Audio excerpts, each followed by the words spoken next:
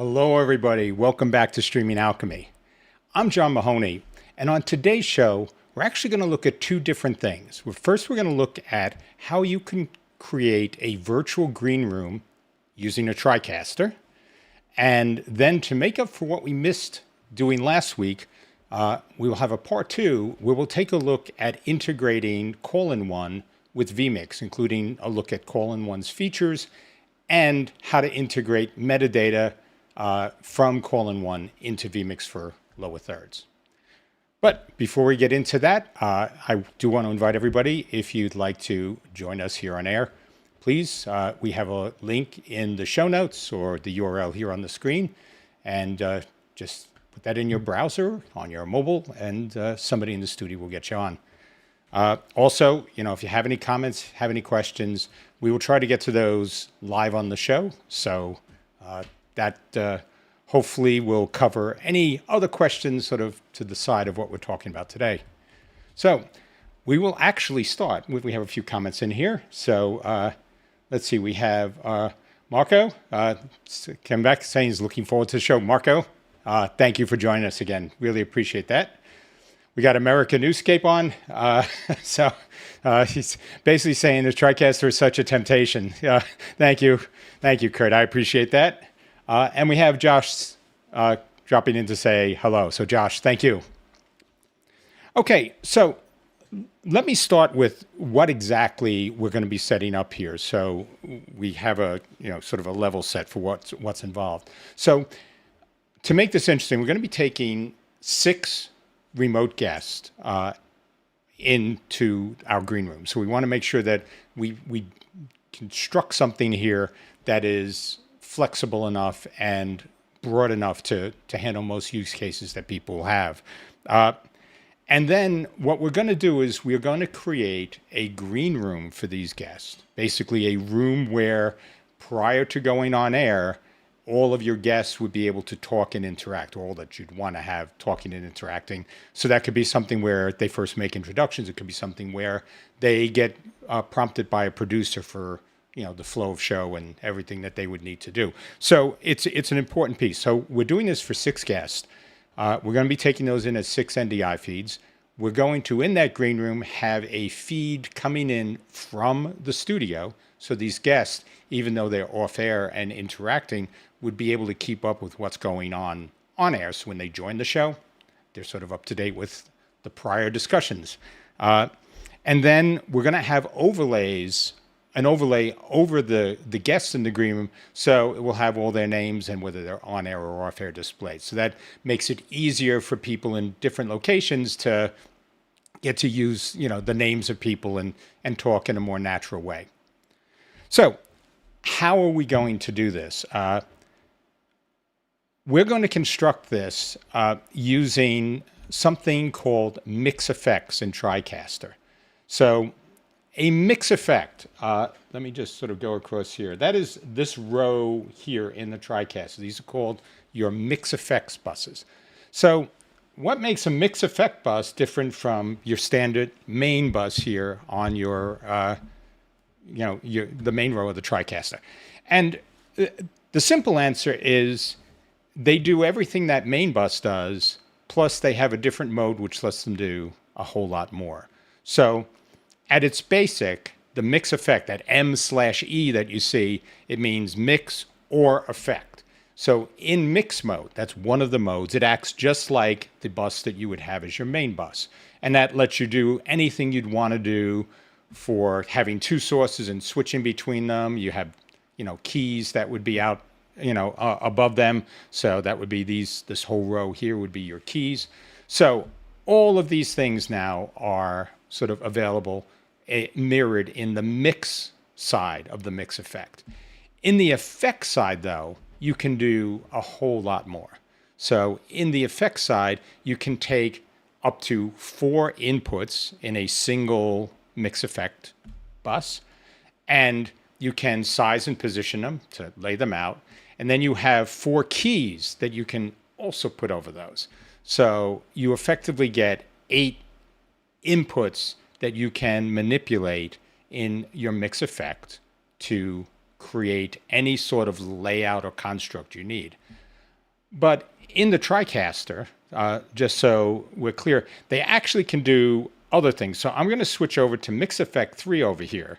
And so if you look up here in the corner, what the TriCaster lets you do with your mix effects is actually set things up where you can have detailed virtual sets, rendered 3D virtual sets that you can plug in, and it really is like 2.5D. So it has sort of a stacked layering, but you can do things where you can sort of zoom in and do, other types of things where, you're going to want to basically sort of control the look in the set. And you can have green screen talent, you can have other sources in there. So it sort of goes from a simple compositing layering framework up to, detailed virtual sets. So that's basically what we're going to do. I think we have a few more comments. So let me just jump over here for a second. So we have BBZ to Extra. Hello. Thank you for joining us, BBZ. I appreciate that. And we have Michael coming from Copenhagen. So Michael, thank you for taking the time to join. Definitely appreciate it. Okay. So the way we're going to construct this in the TriCaster is we're going to use two of these mix effects buses, and we're going to do something with these mix effect buses called re-entrancy. Now, when I do re-entrancy with a mix effect, what that means is I can take and use one mix effect inside of another mix effect. But there is one major limitation. It's something that I know a lot of people have been asking New Tech to make a change for, but there is no alpha key inside a mix effect. So if I put one mix effect into another mix effect, it'll block everything sort of below the layers. So if it's at the top layer, you won't see anything underneath it. So that's a limitation. So we're going to keep that in mind as we build this to make sure that we can handle this in a logical way that still respects that limitation. But there's definitely a lot of things that we can do even with that. So to get started, what we're going to do is we're going to say, let's take and lay out all of the remote guests. And the way we're going to do that is we're going to start with ME2. And so with Mix Effect 2, and I'll put this over here so we can see this, what I'm doing is pretty straightforward.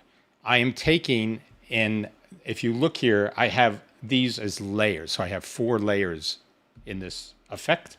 And so the bottom layer right here, they stack up sort of like you would have in Photoshop, where the bottom is the base and then you paint on top of that. So what I have here now is basically a green backdrop, which says green room at the top. So that's sort of my background layer in my stack on the ME. And then what I did is I took guest 1, 2, and 3 coming in from my live to air system, and those are laid out here.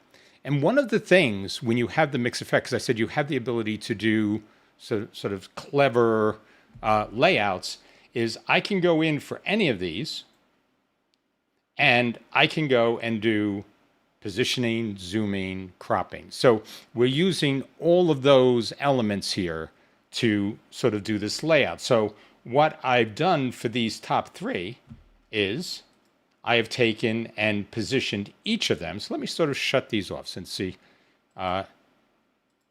Maybe if we could show the output here too, that way I can do this. So now I've shut these 3 overlays off. So here's basically the 3 layers that I have set up with the 3 inputs. And I'm setting this up because I want to leave room so we can put the video from the studio in. So I'm doing sort of 3 down the side that we have here. And then what I do is I use the overlays, the section here at the end of, on the right-hand side of the TriCaster UI, and I can fade them on one at a time. And so you can see, this is basically me doing the same thing I did with the base layers, but now using the overlays basically what they call the keys in this case, because they're not, a downstream key is sort of at the end of a pipe. This is sort of in the middle, so they just call them keys. So we're using that to construct this basic framework of my 6 guests that are coming into the show. So what do we do with that? We have, pretty much created the framework. So now this is where ME re-entrancy comes in. So I'm going to switch over to ME1. And so for ME1, I've set this up as a 2-layer setup. And so in my back layer, which you have sort of across this with this B row here in the middle, what we have there is the ME2 that we just made. So this is creating a new backdrop. And remember, because I said we don't have alpha, so there's no transparency through this. So I have to make that layer my background layer. But now on top of that, I am putting what's my studio camera. So that's this person in the middle that's talking. I just have really just being driven by a video here, the DDR. So that's what I have going on here with this guest. And with this setup where I have the host and all the guests now done in a composite with the reentrancy and with the input, the top input on top of that. So that creates the basic framework for all of this. So if I sort of cut this over as my the output now, so you can see this is when I have this reentrancy, I've taken ME2, put that as the base layer of ME1, and then layered on top of that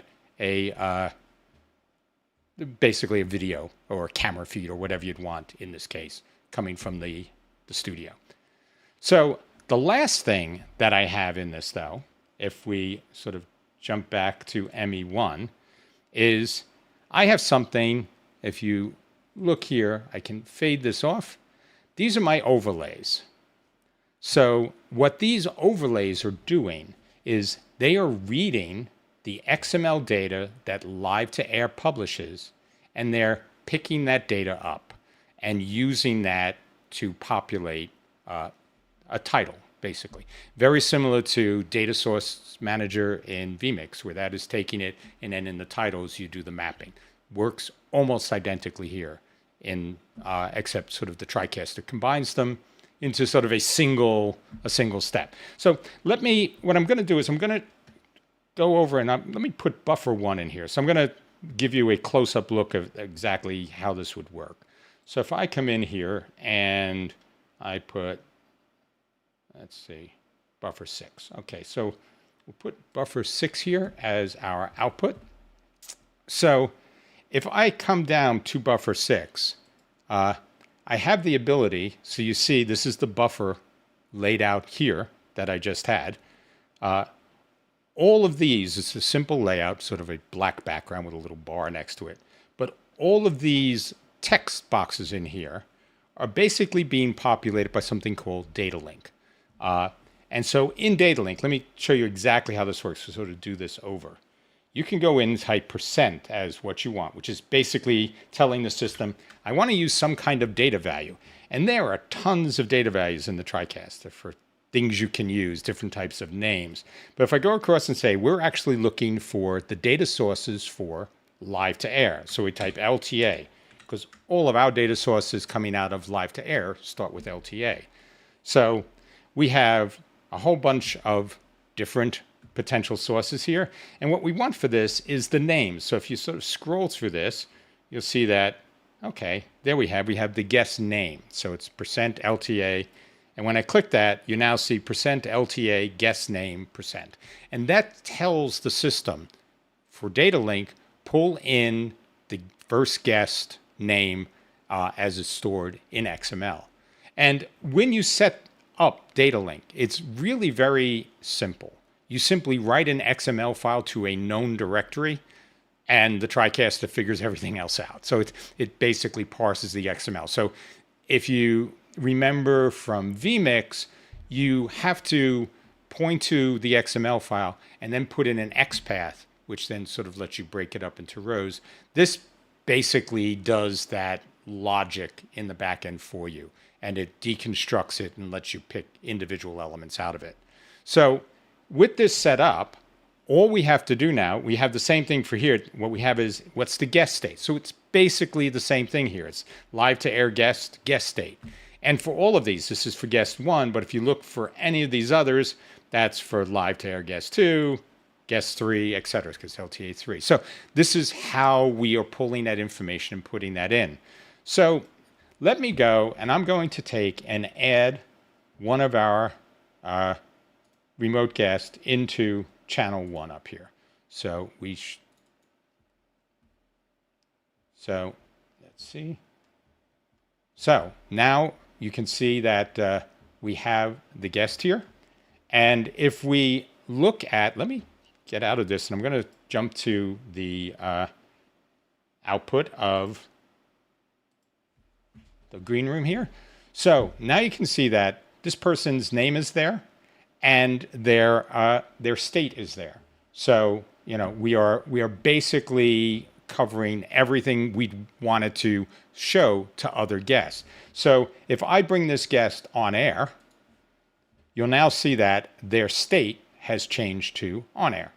And it gives you an easy way as other guests that are interacting to talk to them by name and also to know what state they're in. So if they're on air, they're not talking to you anymore. They're talking to a host and potentially having another conversation.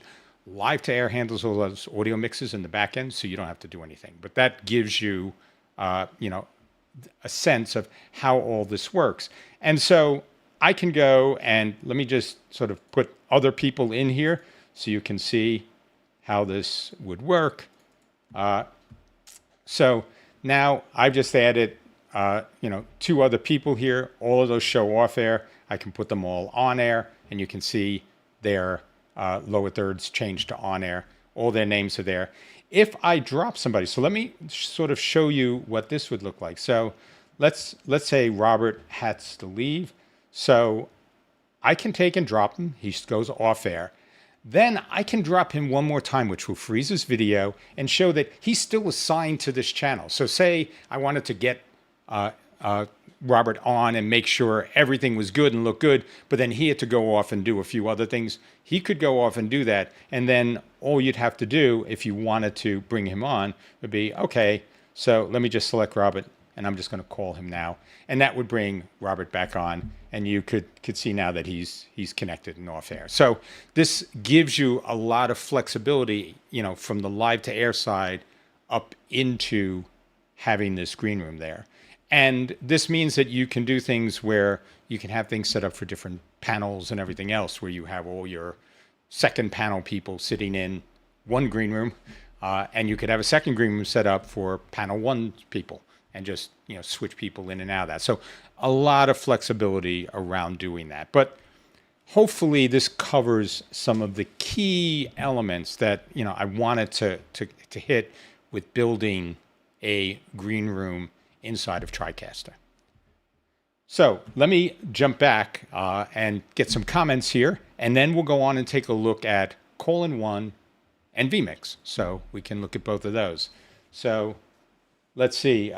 Josh C said, that is an awesome virtual set. Oh, I'm sorry. I have, he says, if you set the mouse to have minimum mouse trail on the TriCaster in Windows settings, you'll be able to see the mouse. Okay, that is great to know. So I'll actually take care of that, because that was something I'd never really done for broadcast.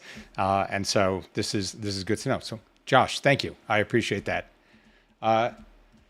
So let's see. So Spatial Optics is here. You say, sorry, I'm late. Fun time. Yes, Spatial, thank you.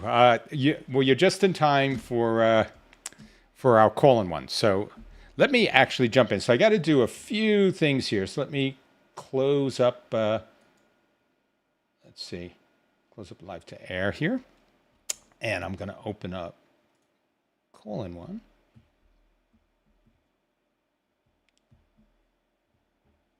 All right. All right. So let me just change some settings here. I have a microphone feeding back into myself here.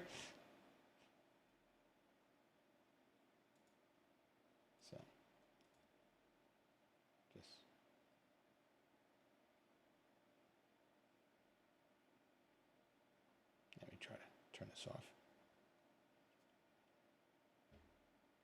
There we go. Okay. So let's see.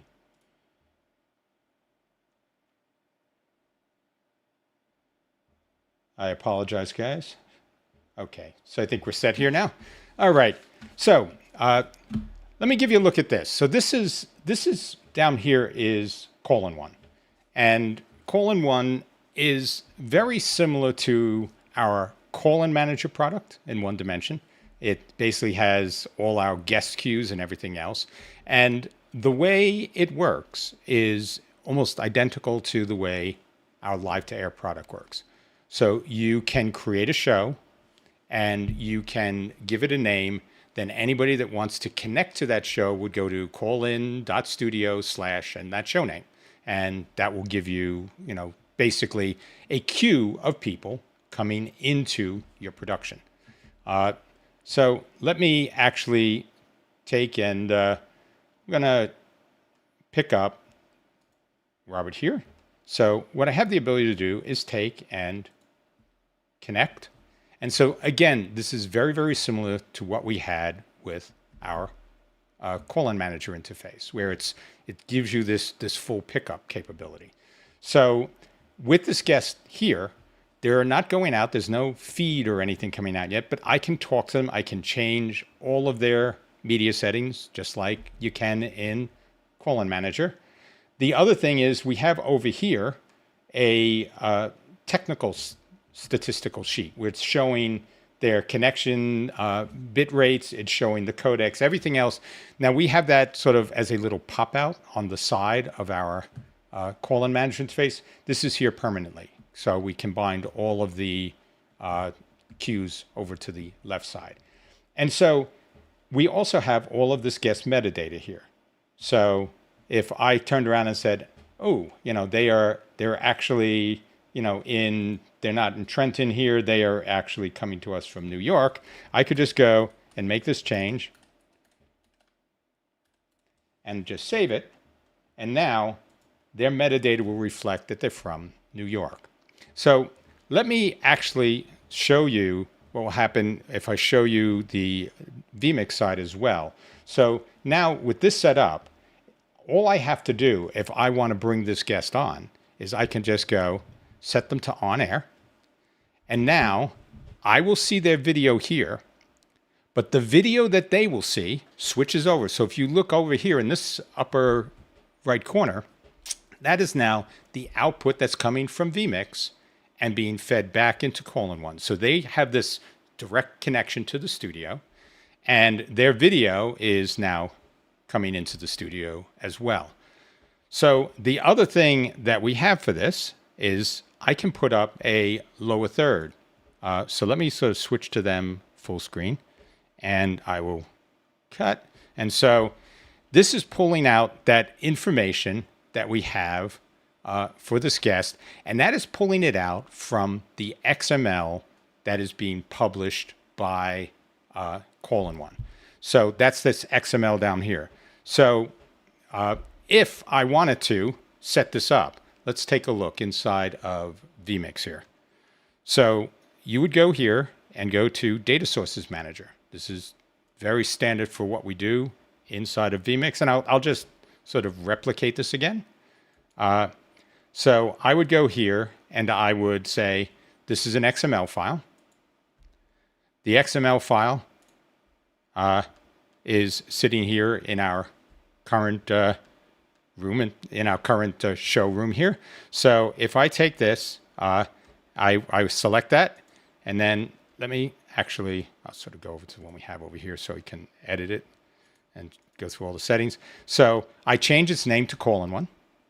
I go directly to the URL, the URI, the website location that has the XML data stored. And I create what's called an XPath that says, this is what I want to see. So the way an XPath works is it says, look at the XML. So let me see if I can copy this file and open it here. So I should have had this set up in advance, but let me see what I can do. Give me a second here.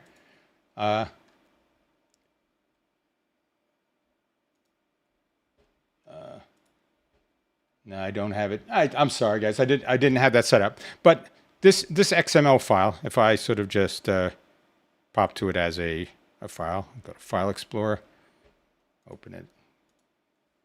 See if I can just doing this live here. So let me.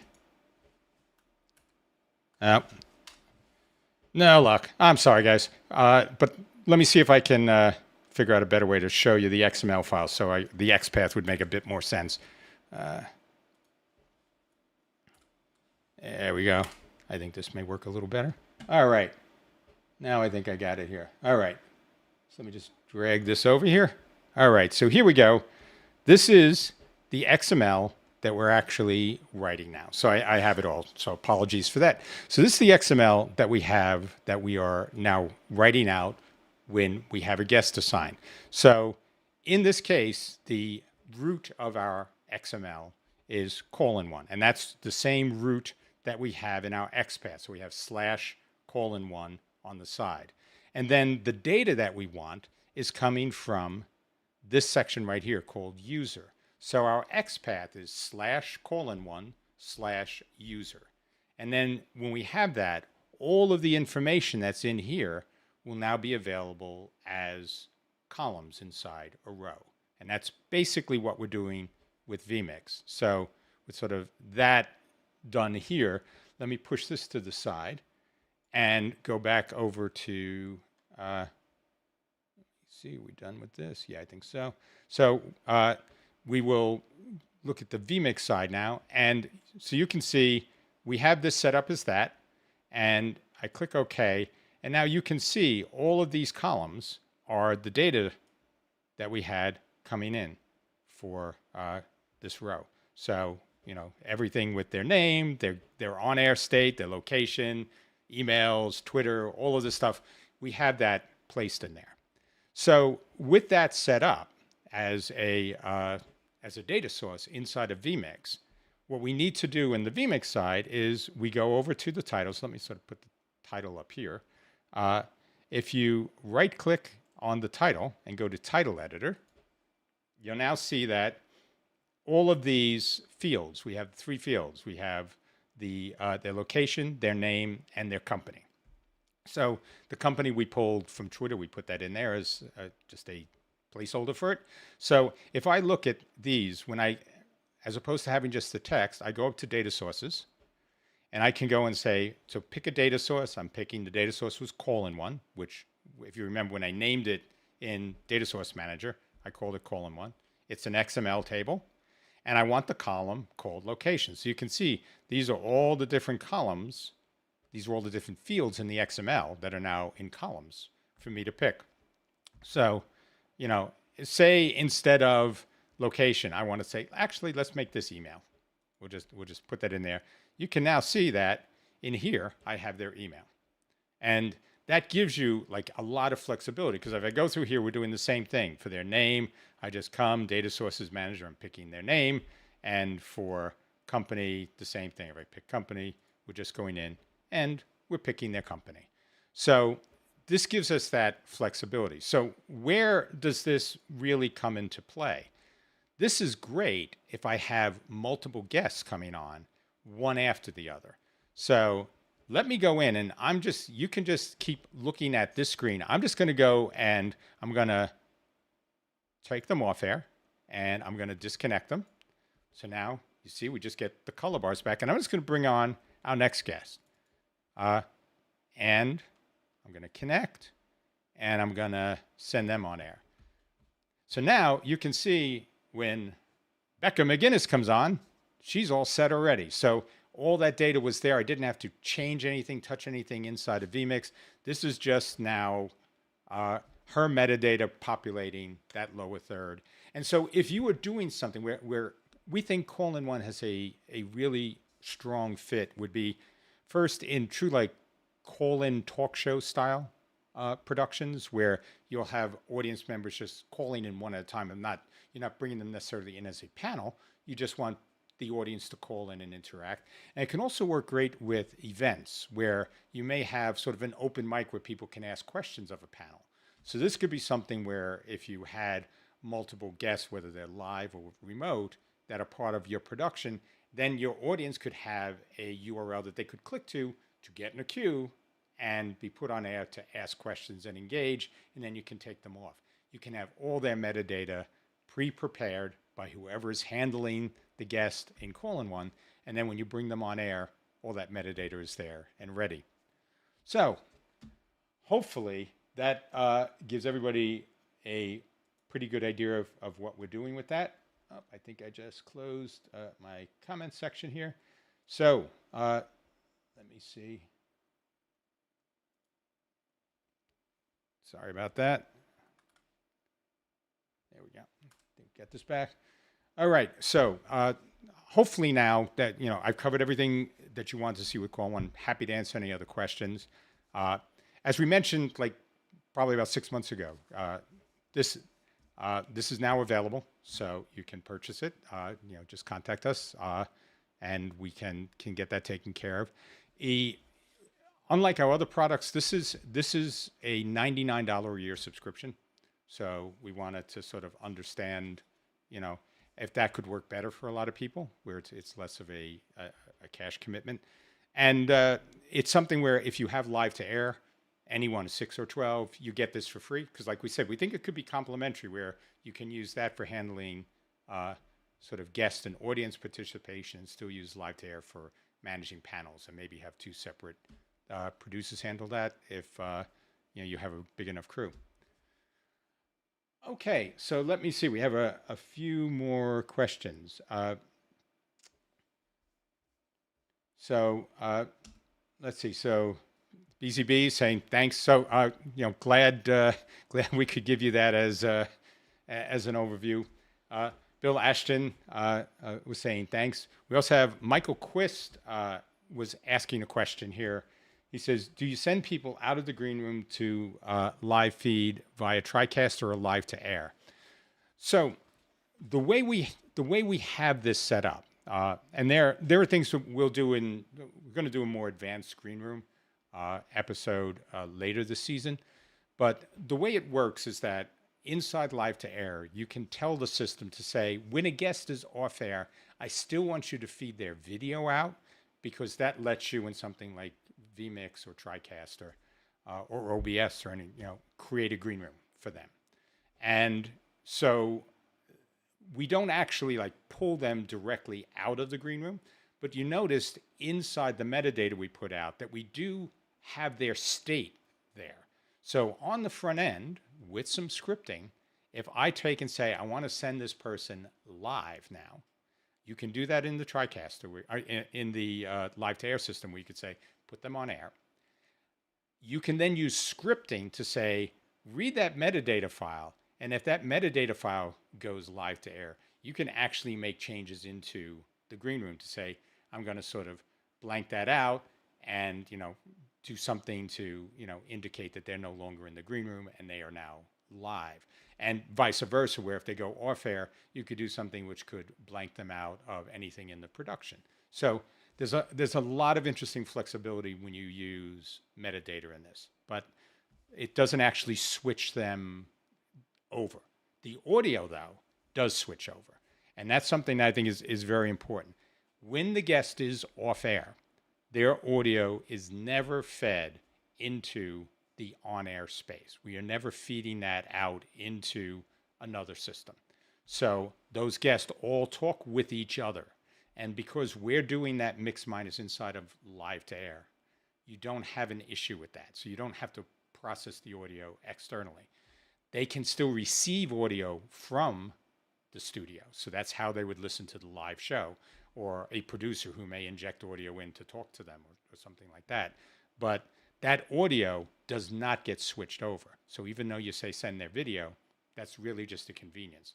There are other ways to get off-air guest audio out, but it's a sort of a very deliberate process. But if you needed something, say you had 24 guests and you had 2 live-to-air systems, you could create a single green room with audio for both guests, both systems hearing each other. But that's not something I really, want to go into. And it's not part of the core design. That's an add-on we gave for people that do very large productions with that. Okay, so I'm hearing we got a caller, so we'll bring on Marco. Hi, Marco, John. how are you? Yeah, I'm very well. I'm pleased to be back on the show again today. It's a great show as usual, and very interesting to me. I've actually had a scenario where I do some work for universities where I'll have a panel of experts discussing a certain topic, and you'll have students that also join. But you might have like 200 or 300 people viewing on YouTube, and then they're encouraged to join during the Q&A session.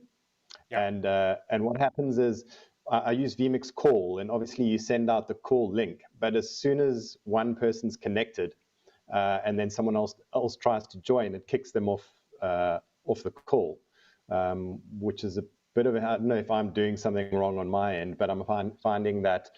You don't have an option where you can queue them and bring them on in an order. If I post the link into the YouTube chat, for example, for them to join in, they might simultaneously be clicking that link. So I just wanted to know this product of yours, how does it handle that kind of process? Or would that be a work for that kind of application?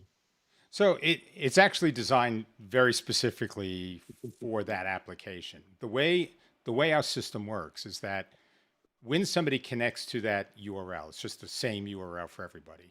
Uh, what happens is we hand them back a unique key. And so everything after that in our system, we sort of say, okay, this person is now queued up. They're queued up with that unique key. So every new person that connects to that URL gets a new key. So we uniquely identify them, even though they're all coming in on a single URL. So this means that you don't bump anybody off because everybody comes in uniquely. And I mean, we've had productions where we have had queues of people, over 60 people deep, that we know are have been done in live events.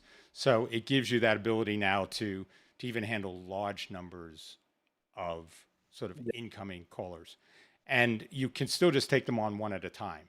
But in doing this, when you connect to them sort of in call-in-one before you send them into vMix or your TriCaster, you get a chance to prep them. You can get all their metadata set, and then you can just say, now go back to the queue, and I will make sure that everything when you're ready, you'll get an indication and you'll come on air. So we give you that sort of flexibility, but you can have very deep queue depth even if you only have one person coming on at a time. Yeah, that sounds fantastic. That's exactly the issue I was having. What I ended up doing was using a one-time secure link generator, which I would then put in. I wouldn't post the actual link on the YouTube chat. I'd post it into a one-time generator, and that would then destroy. Only one person at a time could access it, but it becomes quite a thing to try and handle. Especially if you have a skeleton crew running the production. So that sounds fantastic. I'm really quite keen to have a look at that. One other question I had, sorry, I don't want to take up all the time, but VPN, a lot of clients of mine would be on corporate networks or on VPNs, which seems to cause issues with vMix call. I don't know how resilient your system is to that. Does that work through VPNs? Well, VPNs typically are doing a lot of playing around with packets. So as a general rule, VPNs do not work with any of the WebRTC based infrastructures. Uh, that being said, we can work with Windows firewalls. With firewalls generally, corporate firewalls, and it, we do publish all the technical specs for what a firewall configuration need.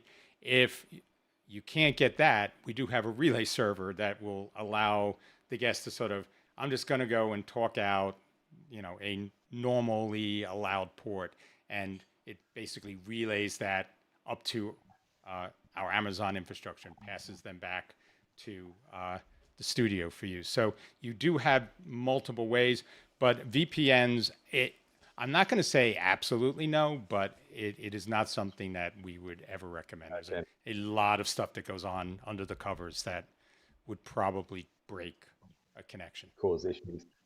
Okay, But great. No, that's but fantastic. we Thank you so we much. do work with Oh, cellular, by the way. So okay. if you had somebody where you're sitting there going, I need to get this person on, and they're Mm. just so locked down, you tell them, take out your phone, use it Yeah, using cellular, and that, you that, can get on. that's pretty much what we've been doing. Sometimes only doing voice only as well. That also helps, just doing it over a cellular connection.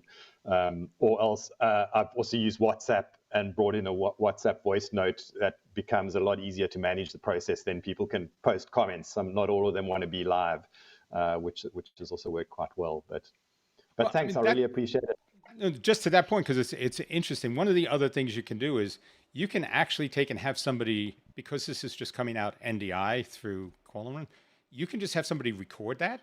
So if you wanted to get through people quickly, you could have somebody basically sitting there taking Premiere or something and pulling in the NDI, cutting it up and making little clips that you want to send out to display on a screen. So you can do things where they don't have to ask the question live, but they can still be participatory. You know, you can see a face and a person's name and everything with that. So different ways to do it. Yeah, exactly. Yeah, which is great. And that's the beauty of it. You design a system for the client, and yeah, I'm in the process of doing that now, while trying to keep it within budget as well. So yeah, but yeah, great show. Thank you very much. Thank you. Take care. See you later. Bye. Cheers. Okay, so let me see. Let's see. So we have JP. I want to get back to the comments before. Actually, let me do the following. Why don't we jump? We've probably covered everything here in our main show. So why don't we jump to the post show now? And I can go over. We'll go through the rest of the comments that are here, and I will take any other questions. So see you in a few. Take care.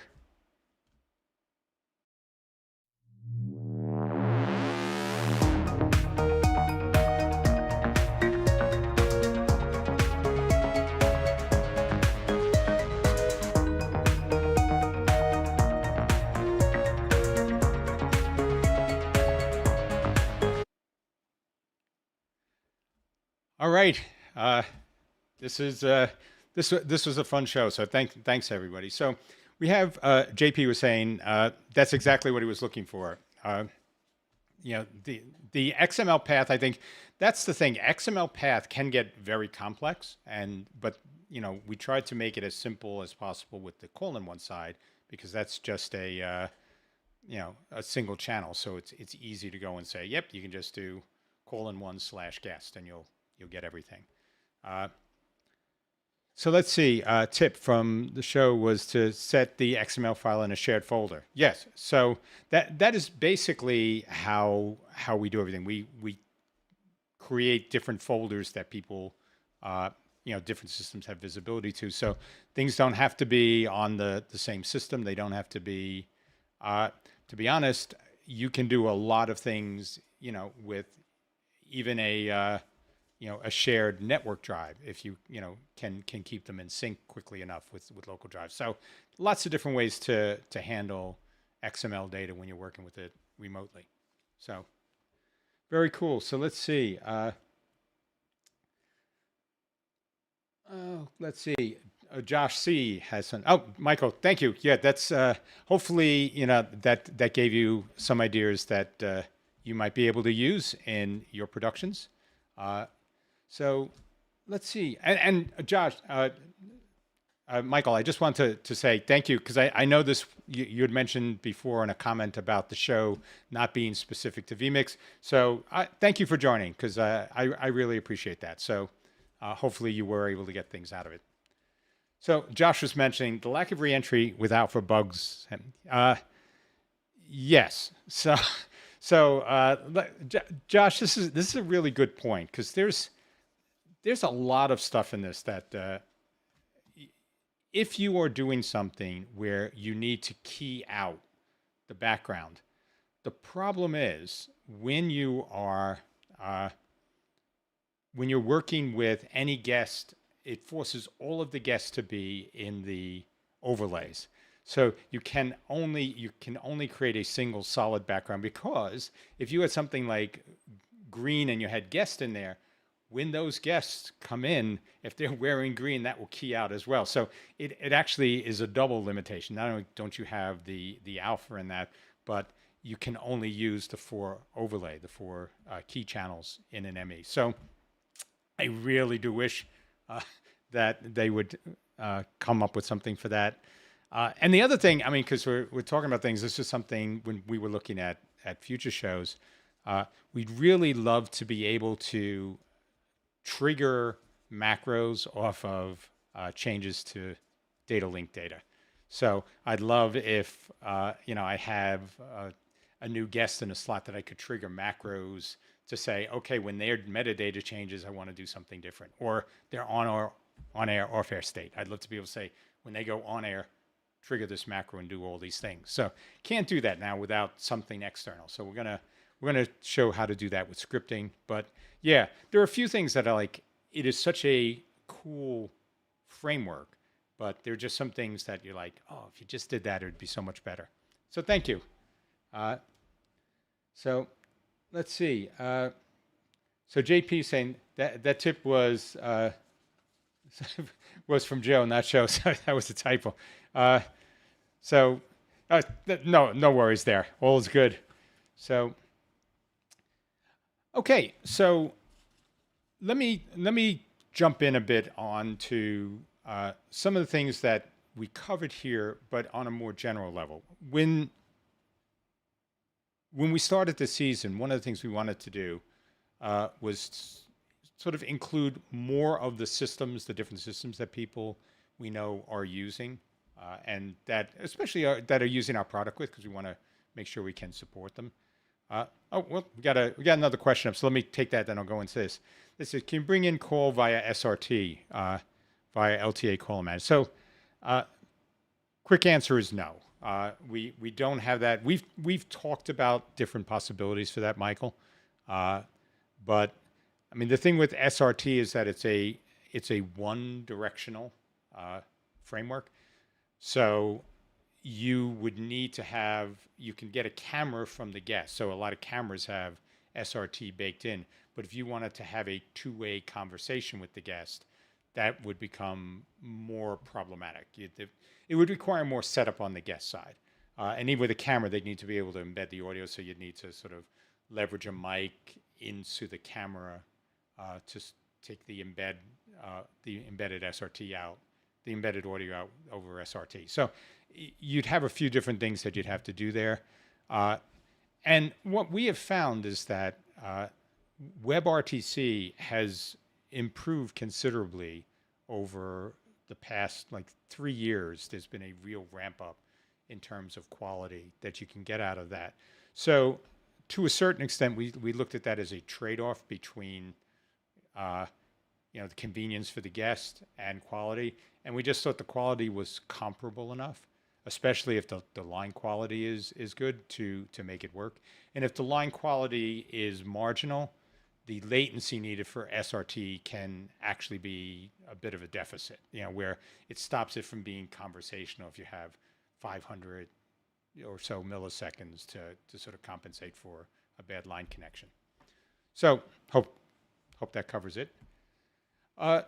So I was saying, in doing this, we've been looking at expanding. And so I'm trying to find different shows that we can do which involve topics that we may have covered in vMix already, so people feel that we're covering, they still have a reference for the things that we're covering on TriCaster if they came at it from vMix. But we're also trying to do things that sort of will level up, where it provides some foundational concepts around the TriCaster. So if there are things specifically that you would like us to cover on the TriCaster side, let us know.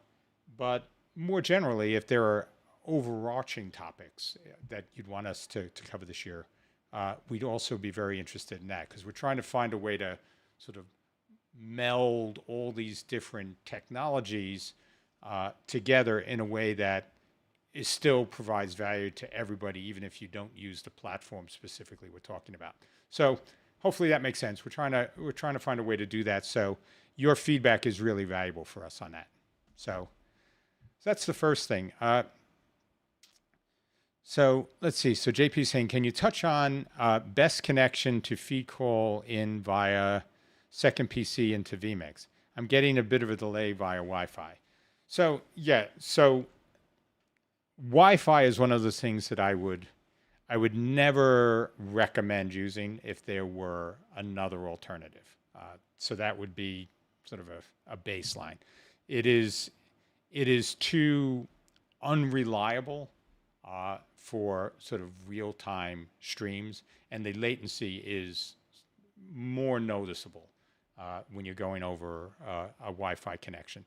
So is it workable? Yeah. I mean, if there is another case, you can go Wi-Fi, and certainly with things like your phones, people do that all the time and connect. But you will get a much better connection with lower latency if you're using a wired connection. And actually, one of the things, so you're talking about you want to do something from a second PC into vMix. Okay, so sorry, I wasn't reading that completely correctly. So if you want to go between PCs, wired is really the only way that we would recommend. I wouldn't do it any other way. Our system outputs NDI, and so if you want to leverage an IP-based connection to do this, NDI is going to be heavy bandwidth. If you didn't have that as an option, we do, at least in live to air, we do let you put out SDI and take in SDI in something like vMix. So you would be able to do a connection, a feed that way. SDI isn't an option yet in Call-in-One. That's still NDI only, but it is something we're looking at. But that's another possibility. But you are talking, even with like 720p video, you're going to be talking 80 megabits per second, which on a sustained rate across a Wi-Fi could really be problematic unless that Wi-Fi is pristine. So hopefully that gives you some things to think about there. So let's see. Aziz, good to see you. How are you? He says, one question, why do I have to do the shortcuts in every new project end, even though I save everything in Stream Deck and vMix? Is there a better way to keep the settings? So when you create shortcuts in vMix, there are two mechanisms for this. You can turn around and say, I want to create it so it's just associated with this one session, or I want to create them globally. So every time I create a new session in vMix, I get all of those shortcuts in place. So the first thing is to make sure if you want certain shortcuts to be generic, that you have them set out so they work across any new productions that you make. The other thing has to deal with the Stream Deck. The Stream Deck, if you move a production from one PC to another, all the Stream Deck, unless you carry that same physical Stream Deck with you, if you have another Stream Deck set up, all of those button pushes get a new signature, a new unique identifier. So you have to reestablish all those, and that can be a real pain. So I appreciate that. So that I think is probably the biggest issue when you use the shortcuts, the vMix shortcuts to trigger stuff. Another possibility is to actually do something where you can trigger things using HTTP, because that will be remembered, if you have it where it's session to session. So there may be some things around that. I'll see if there may be a show there where we could talk about different ways to work around some of the issues that people do have with Stream Decks and with shortcuts moving from session to session. So hopefully that gave you some start points, but I'll look at that a little bit more and see if we can come up with some more general thoughts on that. So yeah, I agree. I mean, having the this community is phenomenal. There's such a wealth of knowledge out there, and I definitely appreciate it too. So thank you for pointing that out, American Newscape. So let's see. We'd love to see a show on feeding the social feeds into vMix. So, okay, there's a few areas. So there is vMix Social, which was one thing that, I mean, and we actually use vMix Social here. So our show, even though we normally run our show on a TriCaster, we use vMix Social and feed that in as a downstream key, so we can put them up as overlays. So that's one way to get them in. But vMix Social is limited. I believe it's got Twitch, YouTube, and Facebook, and IRC, which is a more general thing. And there are a lot more social platforms out there. So I know that's probably one way that a lot of people use. The other is there's something from VizRT called Flowix, which I know has the ability to take in social media feeds from a fairly broad range of social channels. So that's possibly something else. I'm seeing if I can get a copy of that to run on the show, and that may be an interesting way to cover that. There are also APIs, but I think that's probably too big a step for most people in the show to really actually write the detailed code necessary to interact with the APIs for these different social channels. So we'll have to say on that, but hopefully there are more ways too, because I think it would be great to see that. Definitely start to stand up and demand a niche of products that really focus on all the social channels. Okay, so let's see, what else do we have?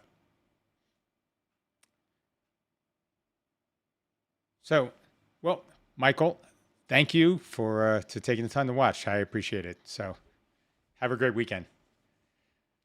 All right, so let's see. It says if you have your callers on their own input with the TriCaster, you can set macros to execute when tally is preview/program and other states.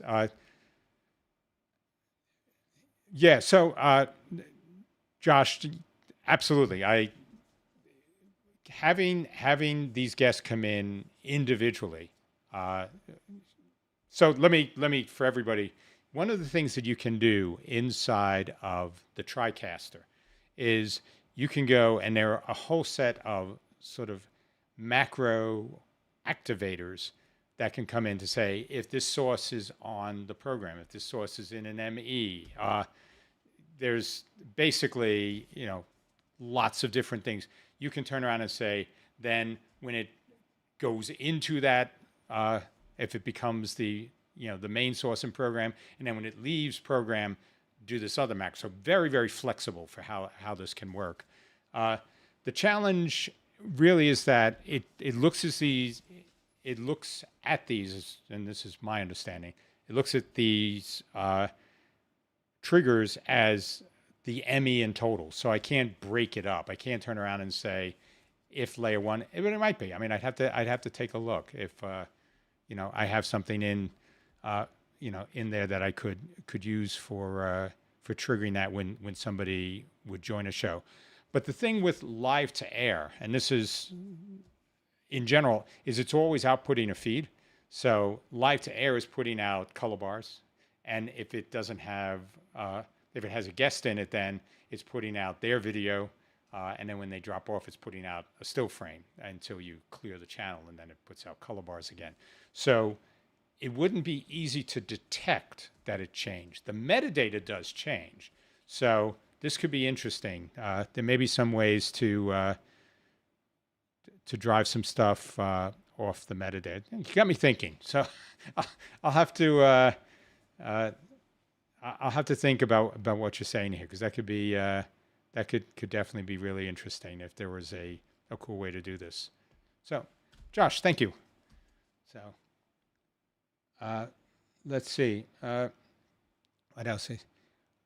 So So JP is saying he thought you can save the Stream Deck profile and move that with you. So I'm going to have to look into this a bit more because originally that was the way I thought, but my experience has been, well, it will move over all of the layouts with you. So it moves over if you have images for button pushes and all for buttons. It does all of that.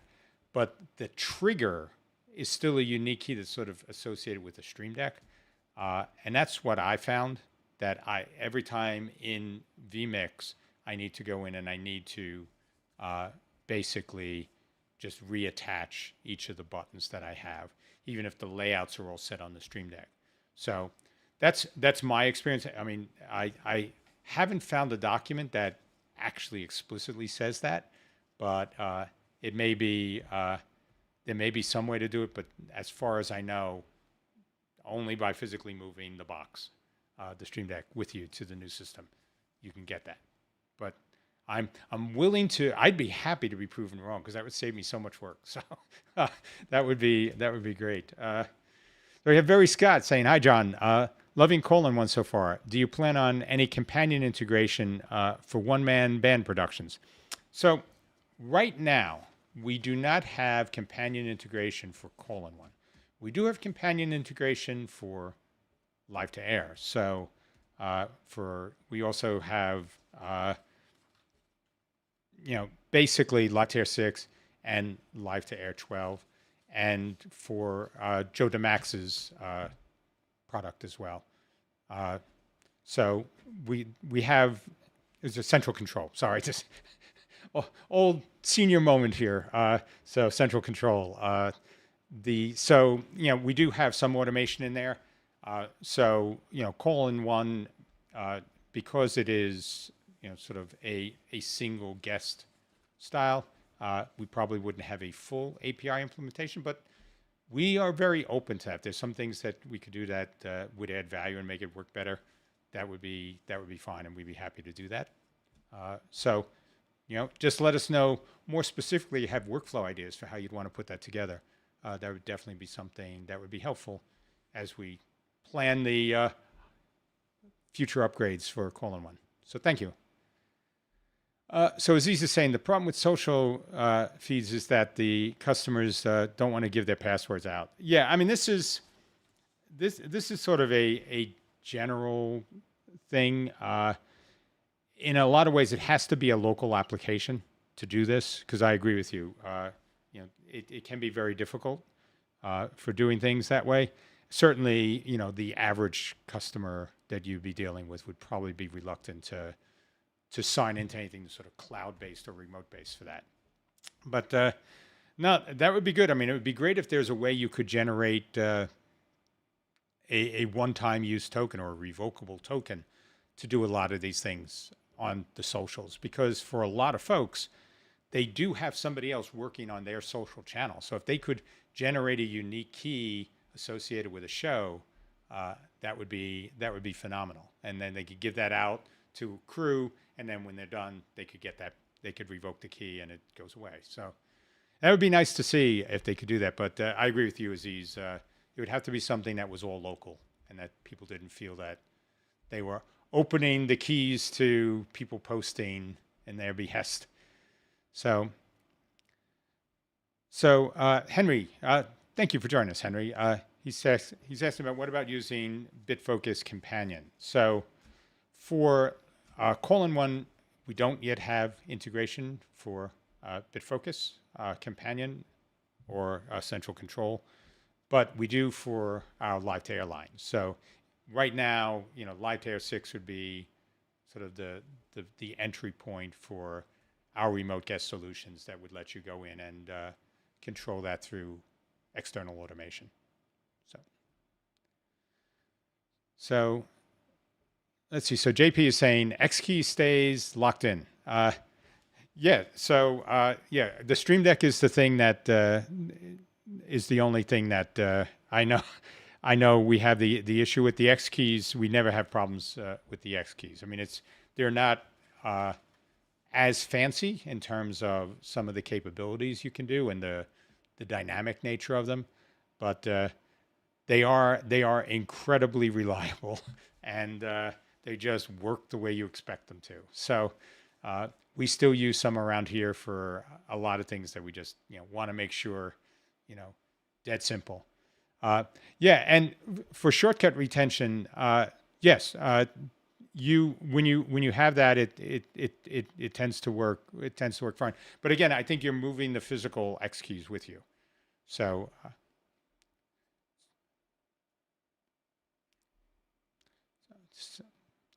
so yeah. So if you're talking about, okay, sorry if I'm if you're talking about using companion to trigger vMix shortcuts, absolutely. I think you can do that.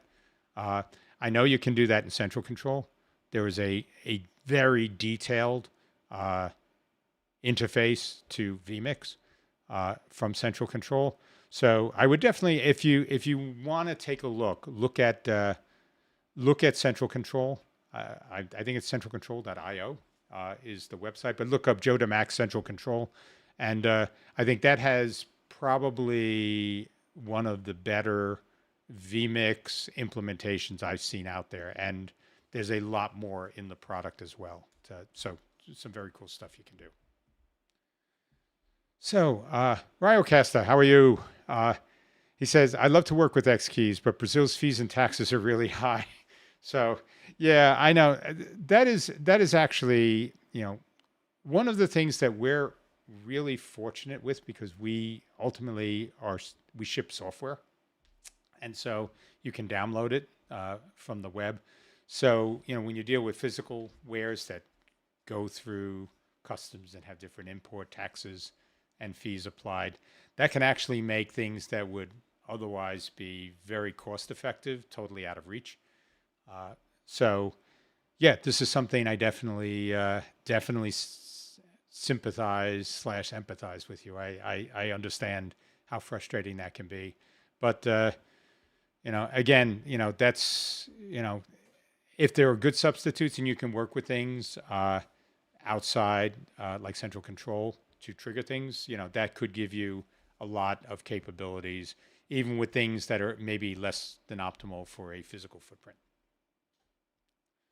Okay, let's see. What else do we have? Okay, I think good. So let me go.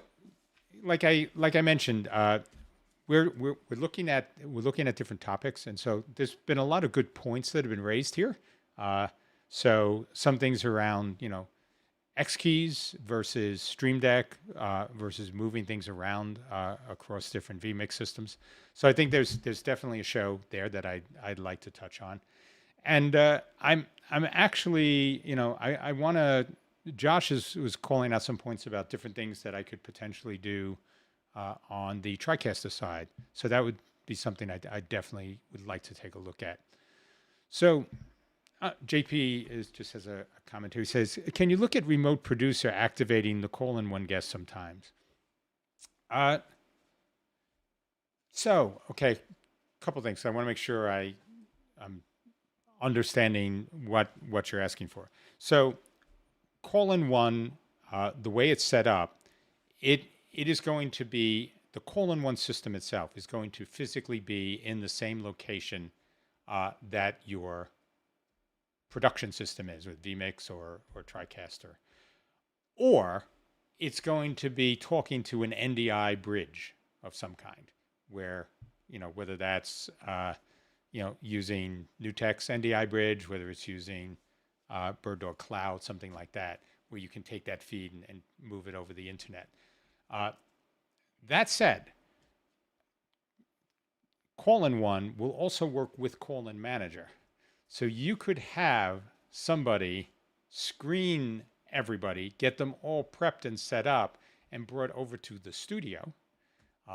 And then you could have somebody local just pick them up one after the other. So, I mean, I didn't go into a lot of detail with the call-in-one overview, but we do have all the different queues set up. So when people would first join, they'd be in the inbound queue. You could have a remote producer screen all of those people, get their media settings and their metadata right, send them into the studio queue, and you could have somebody with :1 in the studio simply look at who's in the studio queue and pick them up and bring them on the show. There's also different workflow things you could do, because we give you things like color bars and like color banding so you can take this guest and say, I'm going to assign this guest to different color groupings. And so say you had two people, say you were talking about a football team or a basketball game or something where you had two teams, you could turn around and say, when I have people come in, I could assign people to one team to the green color group and people to the other team to the blue color group.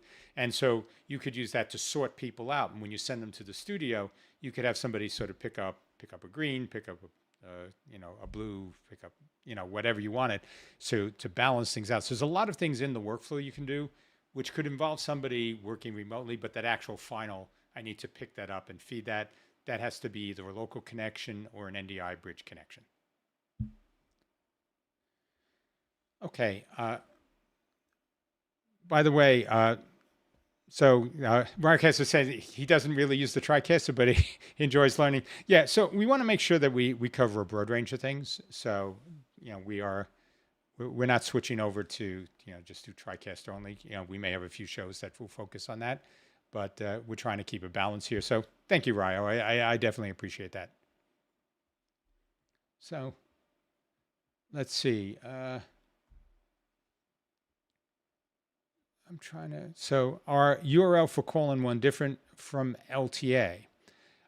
No, one of the things you may have noticed is when I dropped all of the guests coming from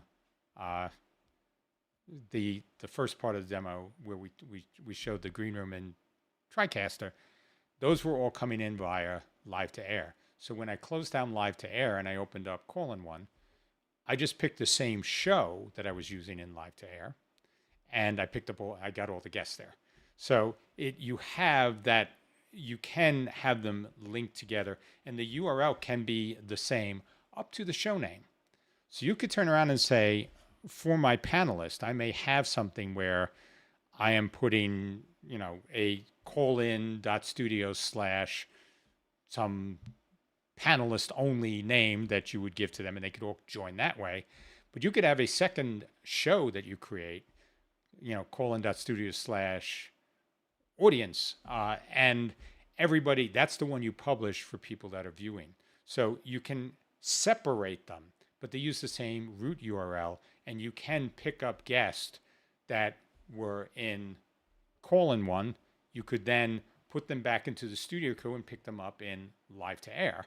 So that could be something where if you had say you wanted to do something where we're building a panel down, look, we'll build a show here, an imaginary show. Say you wanted to do something where I have two experts talking about a topic, and you have people call in through :1, and there's somebody sitting there going, oh, I think this person has a lot to add. The panelists could say, let's bring that person and add them to the panel. So you could close them in :1, pick them up in live to air, and add them to another slot in the panel, and they could become another one of the experts in the panel. So you could do things, interacting between the two as well. So there are probably lots of interesting use cases for these types of things.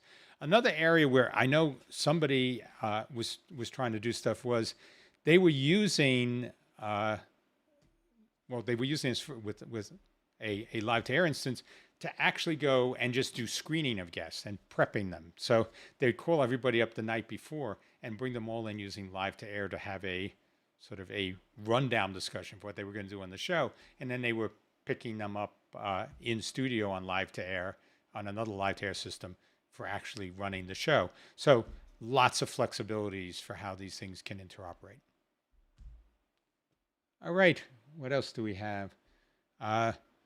So Marco is saying he uses an Akai Mini for vMix and it works very well. Yeah, I mean, there are a lot of different control surfaces. One of the ones, I mean, we use one over here. I don't know if I can get a shot of it, which is just it's a Behringer that basically you can use it with a whole set of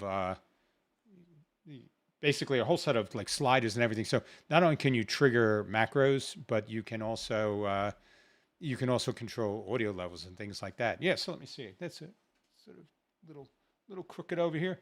But so, I mean, this just gives you something where this can all tie into vMix. It can tie into live to air. So different control surfaces are out there, and it has all these buttons. So all of these things could be programmed to have to trigger different types of shortcuts. So yeah, I think there are lots of cool things, and this device in the U.S. is under $500. As Ryo was pointing out, international pricing can be all over the place, but so yeah, this is. But Akai makes some excellent stuff as well, and I think a lot of people know them from the music space, which is really where they cut their teeth on making some really impressive gear.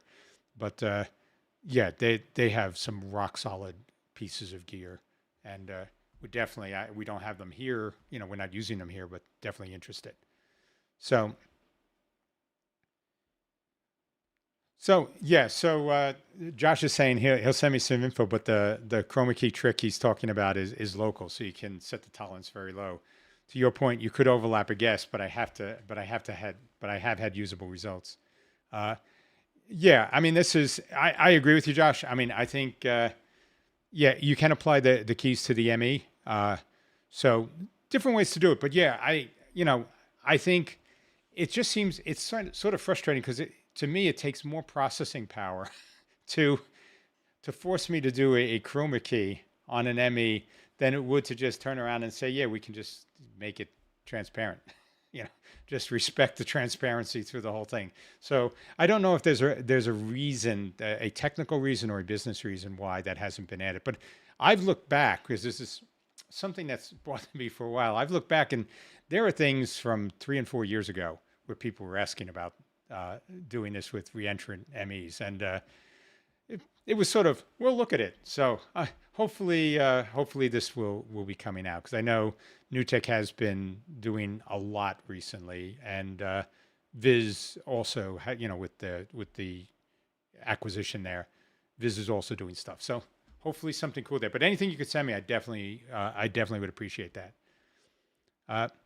So JP is saying, look forward to trying Call-in-One. Will be much easier as a presenter. Yeah, that was part of the design goal, is that you could use this, you could use Call-in-One much more closely to how an on-air presenter would be picking up callers.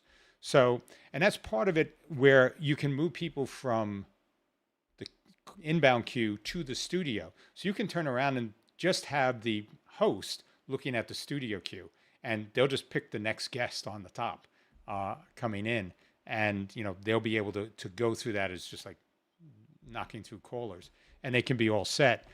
So this way you could have sort of an off-air producer screen and get all the guests set, and then the on-air producer just picks them up. But it becomes a very simple thing, and the off-air producer, like we said, can use just regular call-in manager, not Call-in-One, and you can just have Call-in-One on the desk for the host, and they can use that to pick people up. So definitely some different ways to work that out. So Josh, he says, exactly. Listen up, NewTek. Yeah, I actually, I mean, I am a NewTek fanboy down deep. So I've sort of admitted this in the past, even though we've done a lot of things on vMix. We do run a lot on the studio here, but there are certain things that I really do wish for, and that is definitely one of them. So thank you, Josh. So can you put? So JP is asking, can you put an audio gate on Call-in-One? Callers' levels can be up and down. So actually, let me see if I can switch over to the Call-in-One interface. So let's see if we can switch that to a little bigger. For a caller that is connected, you can actually adjust the audio levels right here. So you can sort of gain stage it as well as you can in your infrastructure, and then just adjust the levels here. And it's both the level that's going out to the guests as well as the one that you're sending out to the studio. So their return audio can be adjusted, as well as their feed to the studio. So could definitely be useful here. You can, I mean, what the audio coming out is NDI. It's embedded NDI audio. But you can also use, that's sort of by default, but you can use Dante. You can use analog devices and set those up. So different ways to do this. So yes, you could use plugins. You can use, so like if you're using vMix, you could just use audio plugins on that and bring them in and sort of use that on their input to try to do leveling. So different ways to do that as well. But you do have slider controls right inside of colon 1. So, all right. So I think this was great. I had a lot of fun on this show. So thank you, everybody. I think we'll probably wrap it up now. We'll take a lot of the feedback that we got in the post show, which I really appreciate, and we'll see what we come up with for future shows here. So thank you all for spending the time. Thank you all for being so engaged. I really love this, and we'll see you next week. Be well. Take care.